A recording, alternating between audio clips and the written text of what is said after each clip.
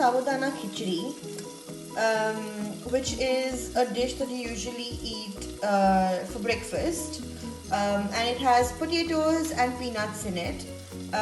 So let's start with first getting to soak the sabudana and getting it this sabudana. This is Tapioca Seeds. This is how they look.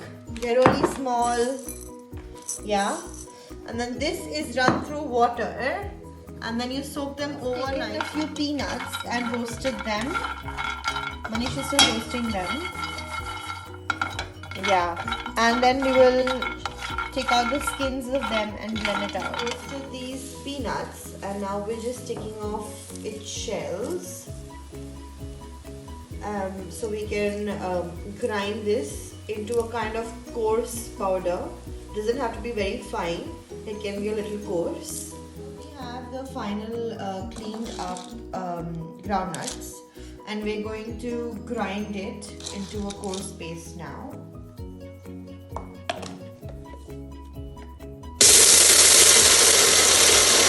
All the ingredients. This is mustard seeds, which we need about 1 teaspoon. There is curry leaves as well as some chili that we have chopped up. This is the groundnut that you saw us ground, and this is the soaked sabudana, which we soaked overnight, the tapioca seeds. And we lastly have a potato here, which we will peel and chop into cubes, which will be then put in the sabudana. This is the potato that is peeled and chopped. Apart from these ingredients, you will need a little salt and some oil. And we're adding oil to it.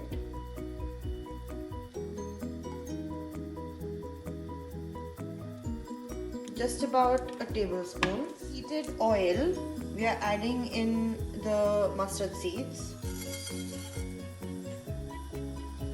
Once they start splattering up, we will add the chili and the curry leaves. You hear the noise of the splattering of the mustard. That means it's done. You can now add the curry leaves and the chili. To this, add the potatoes. I'm going to season this with some salt and a pinch of red chili powder. That's all the seasoning that you need. Yeah, we're seasoning with a little salt and a little bit of chili powder. And we're lowering the heat on the gas and covering it with a lid for the potatoes to cook. So the potatoes have been cooking for the last maybe 5 to 7 minutes, and now they are nicely done and they are slightly golden brown, which means that they are cooked fully.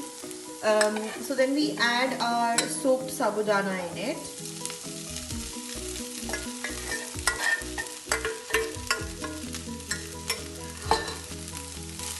And we give it a good stir.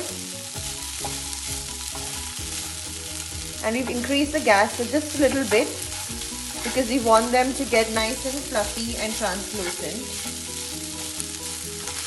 It is important to add water in slight quantities to ensure that you don't overwater the sabudana, otherwise they'll get too sticky. If you see carefully, the sabudana is changing its color, which is what we wanted to do. Now we are adding in our groundnut paste, coarsely ground, mainly because this will help to give more flavor to the sabudana and also avoid it to stick to each other.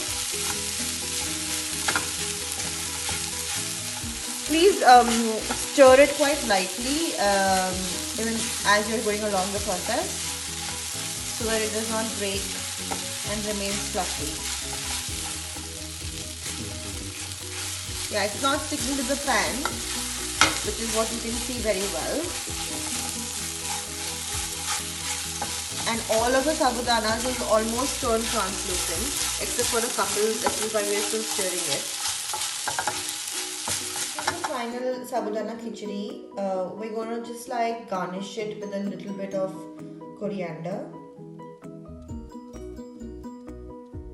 this is a special dish we've created for Kapil Mama for his birthday. Happy birthday, Kapil Mama, especially for you. Happy birthday, Kapil Mama!